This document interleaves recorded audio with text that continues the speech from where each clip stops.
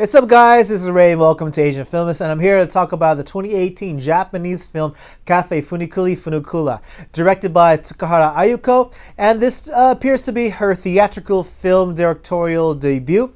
Up until this movie, she's been mainly directing made-for-TV movies, but Cafe Funiculi Funicula features an ensemble cast, and it's all led by Arimura Kasumi. And so this movie, it's about this cafe named, well, you guessed it, Cafe Funiculi Funicula. Man, that's a mouthful. It's this cafe, this small, kind of cool-looking cafe that has kind of a magical secret to it. It's rumored that if you go to this cafe, that you take a seat at a certain place, that you're able to go back in time and converse with someone if you're choosing. And of course, these rumors prove to be real though. There is real magic happening in Cafe Funiculi Funicula, but there are certain rules that every patron has to follow should they decide to take part in this magic that the cafe has. You can only meet people who visit the cafe. Your actions don't affect what happens in the present. There is only one seat in the entire cafe which the magic works. If that seat is taken, then you have to wait until that person leaves. You have to kind of stay within the vicinity of the seat, I think it was. The amount of time you're allowed to stay in the past is very limited. Basically, from the moment the coffee pours into the cup and to the moment that it gets cold, you have until the time that your cup of coffee gets cold to be in the past. And the condition is that you have to drink up your coffee before it gets cold. Otherwise, you're doomed to stay trapped in this cafe as a ghost of sorts. And the poster of the movie advertises that you'll cry 4 times. So that means there are actually 4 mini episodes within this greater story. And you can bet with this premise where you can go back to the past and speak to anyone if you're choosing, there are going to be a few tear-jerking moments. And there's actually one of the positives I have to say about this movie, and that it genuinely does a great job in making you cry. But although personally, when I watched in the theater, I didn't cry 4 times as the movie advertised. No. I probably only cried maybe 2 times at the most. And that's because, well, the first story arc was meant as an introductory episode, if you will. It was a moment that, it was an episode that was needed to explain the rules, kind of introduce the characters, the main players and the supporting characters, introduce the cafe, introduce how the magic works. So they kind of warm you up to this concept in the first arc, but then it progressively gets dramatic from there. And each episode revolves around someone trying to convey a message that they weren't able to convey before to someone dear to them. And we get all sorts of relationships explored, or rather, let me rephrase that. I think we get every single kind of relationship that gets explored with these interactions. Like you have the girl who wants to tell some words to the boy that she likes. You have a parent and child. You have husband and wife, and you even have siblings. And I think the only thing missing was owner and pet. But actually, they do kind of play around with that idea. I think one of the patrons wanted to visit a pet, but because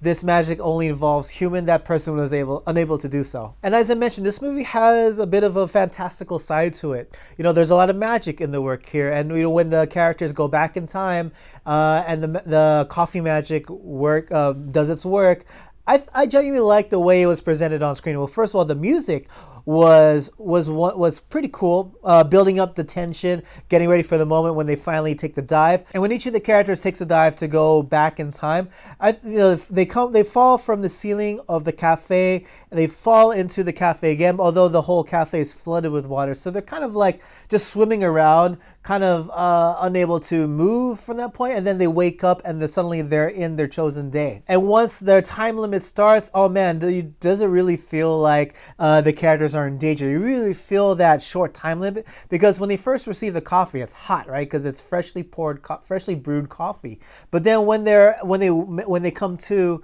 in the past, their coffee is already lukewarm, so you already know that they don't have much time left, and that kind of adds to the danger, to the suspense of it all, because you don't want these characters to be trapped as a ghost in the cafe. But I think the most interesting thing about the magic was the way people kind of react to it in the present day. I mean, first of all, I mentioned if you stay too long, you get trapped as a ghost. There's actually a ghost that occupies the cafe, and everyone can see her. It's not like a hidden ghost. Everyone can see her, and this ghost, she was someone who tried to take a dive into the past too, but stayed too long, so she's just trapped there. And whoever takes too long and fails to come back before their coffee gets cold will take that ghost's place. So the way people see her, it's kind of casual. They kind of move out of her way, they step out of her way. If she needs to go to the bathroom or she's moving around, they kind of move out of their way. She gets served food, like new foods that the cafe tries to test out. She gets served coffee.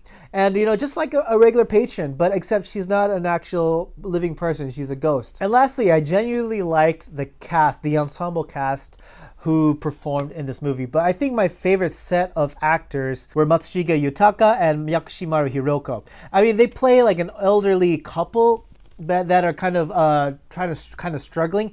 And these kinds of movies that involve like couples trying to mend relationships or something like that, there's always an old couple there, and it's always their story arc that hits the hardest when you on the dramatical scale.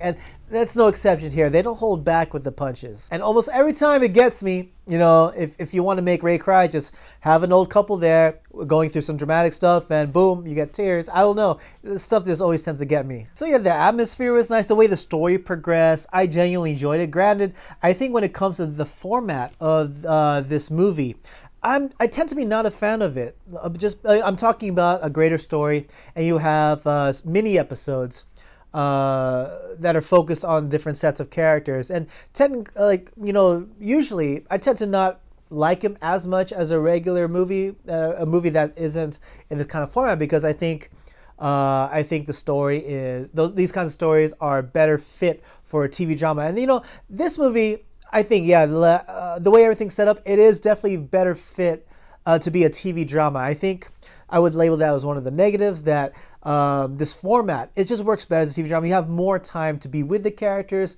to connect with the characters, and when it comes to their dramatic climaxes and the payoffs, you actually feel a lot more for what happens. Granted, I think I connected with the characters in this movie. I think some of the stuff they did with the characters in the movie made it easier to connect than a typical movie of this kind of style.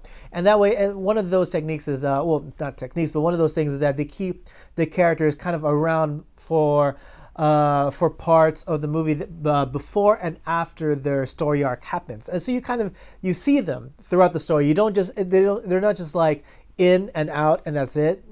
They're actually in the story for much longer than that. But I think the biggest gripe I have with Cafe Funiculi Funicula is the lead character, or rather, I don't know if it's the actress, because I think Arimura Kasumi is a genuinely fine actress, but her character Kazu, I had kind of problems in the sense that she had a dull personality.